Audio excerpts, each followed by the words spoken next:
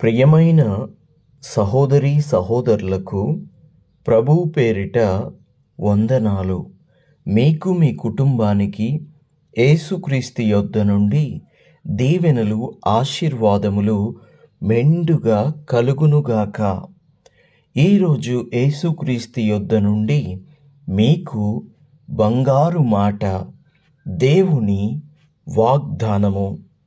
కీర్తనల గ్రంథము 118వ అధ్యాయము 28వ వచనము. నీవు నా దేవుడవు, నేను నీకు కృతజ్ఞతాస్తుతులు చెల్లించెదను. నీవు నా దేవుడవు, నిన్ను ఘనపరిచెదను. దేవునికి మహిమ కలుగునుగాక. మనకి దేవుడు ప్రభు అయిన యేసుక్రీస్తు. మనకి దేవుడు ప్రభు అయిన యెహోవా. మన దేవుడు పరిశుద్ధాత్మ దేవుడు. ఈ కీర్తనలలో కీర్తనకారుడు ఈ మాట పలుకుచున్నాడు. నా దేవా, నీవు నా దేవుడవు, నేను నీకు కృతజ్ఞతాస్తుతులు చెల్లించెదను. నీవు నా దేవుడవు, నేను నిన్ను ఘనపరిచెదను అని కీర్తనకారుడు ఇక్కడ మాట్లాడాడు. దేవునికి స్తోత్రం. ఇదే విషయము క్రొత్త నిబంధనలో కానీ మనం చూసినట్లయితే మత్తయి సువార్త 21వ అధ్యాయము 5వ వచనములో రాయబడి ఉంది. ఇదిగో, నీ రాజు సాత్వికుడై గాడిదను భారవాహక పశువు పిల్ల అయిన చిన్న గాడిదను ఎక్కి నీ యొద్దకు వచ్చుచున్నాడని సియోను కుమారితో చెప్పుడి అనునది. అంటే ప్రభు అయిన యేసుక్రీస్తు గాడిద పిల్లను ఎక్కి ఆయన వస్తూ ఉన్నాడు. దేవునికి స్తోత్రము కలుగునుగాక. ఆ గాడిద పిల్ల వస్తూ ఉన్నప్పుడు జనులందరూ ఏం చేశారు? ఇదే అధ్యాయము 8వ వచనంలో జనులందరూ ఏం చేశారంటే దారి పొడుగున తమ బట్టలను పరిచారు. కొందరైతే చెట్ల కొమ్మలను నరికి దారి పొడుగున పరిచారు. దేవునికి మహిమ కలుగునుగాక. అంతేకాదు, హోసన్న జయము జయము, హోసన్న జయము జయము అని దేవుణ్ణి స్తుతించుచు ఘనపరుచుచు ఆయనను పొగుడుచూ ఉన్నారు. దేవునికి మహిమ కలుగునుగాక. అవును, ఆయన స్తుతులకు పాత్రుడు, ఆయన స్తోత్రములకు అర్హుడు. కాబట్టి ఖచ్చితంగా ప్రతి మనిషి, ప్రతి ఒక్కరూ, ప్రతి కుటుంబము, ప్రతి ఊరు, ప్రతి ప్రాంతము, ప్రతి దేశము, ప్రతి ఆకాశము ఆయనను స్తుతించవలసిందే. ఆయన స్తుతులకు పాత్రుడు. ఆయన మాత్రమే స్తోత్రములకు అర్హుడై ఉన్నాడు. దేవునికి మహిమ కలుగునుగాక. దేవుని బిడ్డ, ఈ సమయంలో నీవు, నీ ఇంటివారు దేవుణ్ణి ఘనపరుస్తున్నారా? దేవునికి ప్రార్థిస్తున్నారా? దేవునికి స్తుతులు చెల్లిస్తున్నారా? దేవుణ్ణి అన్ని విషయాలలో ఘనపరుస్తున్నారా? దేవుని యొక్క కార్యాలు మీ జీవితంలో కల్లారా చూడాలి అని మీరు ఆశపడినట్లయితే దేవుణ్ణి స్తుతించండి. కేవలం ఆశీర్వాదాల కోసము, దీవెనల కోసమే కాదు, కానీ ఆయనను స్తుతించుట అది మన బాధ్యత.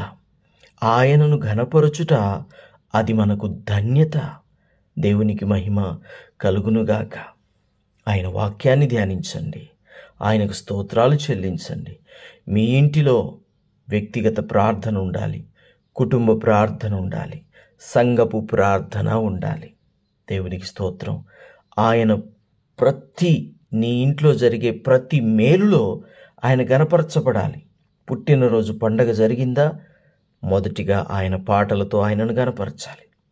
వివాహం రోజు పండగ జరిగిందా, ఆయన నామాన్ని పాటల ద్వారా గనపరచబడాలి. దేవునికి స్తోత్రం. ఇంకేదైనా శుభకార్యం జరిగిందా, మొదట ఆయన పాటలతో ఆయనను గనపరచాలి. తర్వాత ప్రతి విషయంలో కూడా ఆయన వాక్యాన్ని ధ్యానించి ఆయన మాటలను అక్కడ వినిపింపజేయాలి.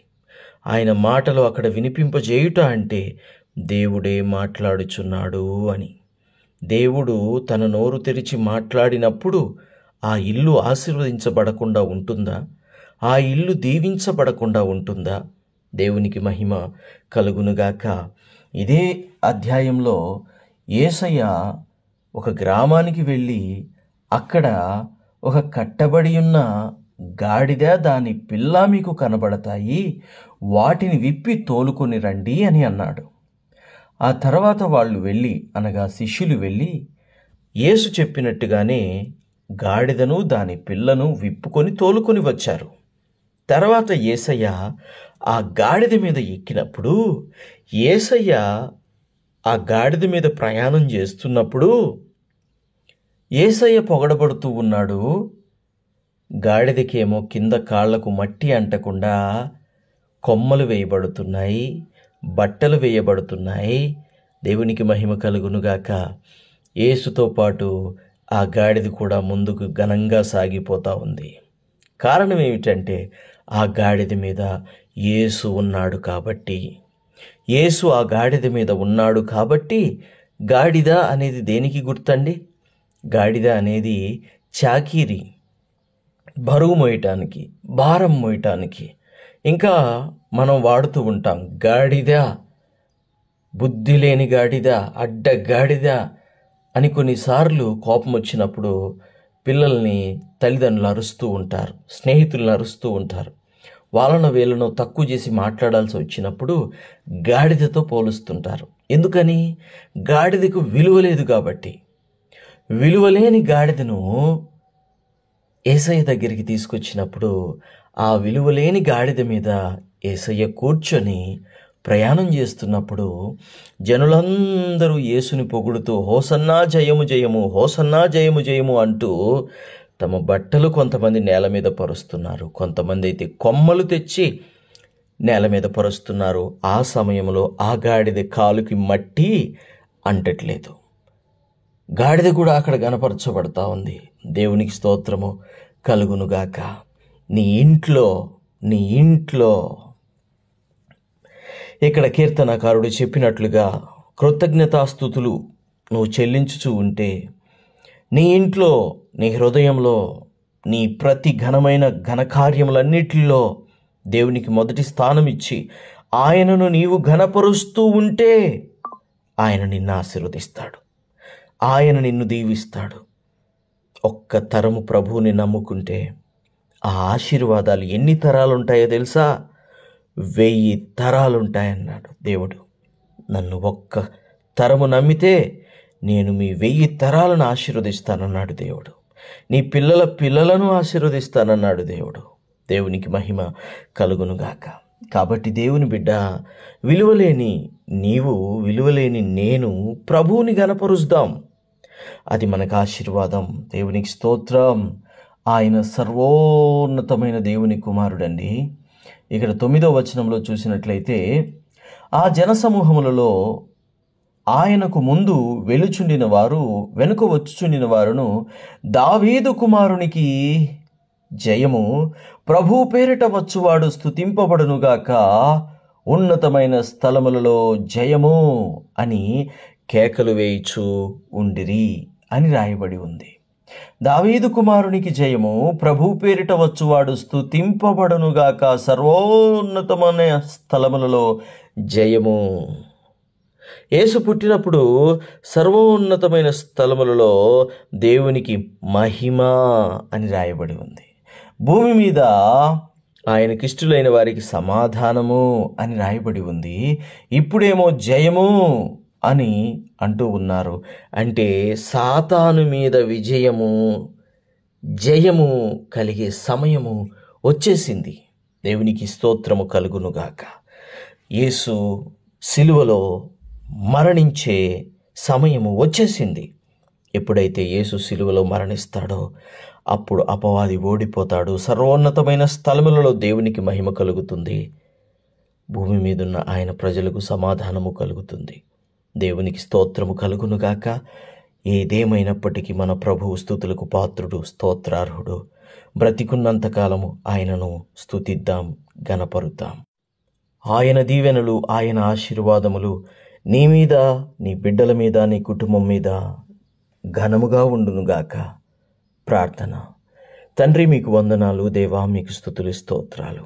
అవును నాయన, కీర్తనకారుడు అంటున్నాడు, తండ్రి నీవు నా దేవుడవు, నేను నీకు కృతజ్ఞతాస్తుతులు చెల్లించెదను, నీవు నా దేవుడవు, నిన్ను ఘనపరిచెదను అని.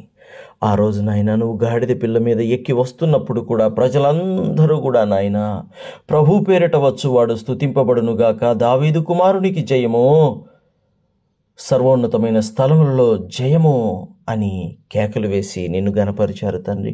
హోసన్నా జయము జయము అని నిన్ను గనపరిచారు తండ్రి. నీకు స్తుతులు, స్తోత్రాలు. స్తుతులకు పాత్రుడవు, స్తోత్రార్హుడవు. అయ్యా, నీ దీవెన, నీ ఆశీర్వాదము ఈ వాక్యం విన్న ప్రతి బిడ్డ మీద, వారి కుటుంబం మీద ఇప్పుడు ఎల్లప్పుడూ ఉంచి ప్రతి బిడ్డని నీ రెక్కల నీడలో, నీ రెక్కల చాటున దాచి ఆశీర్వదించి దీవించుమని యేసుక్రీస్తు దివ్యమైన శ్రేష్టమైన నామములో అడిగి వేడుకొనుచున్నాము తండ్రి. Amen, amen, amen.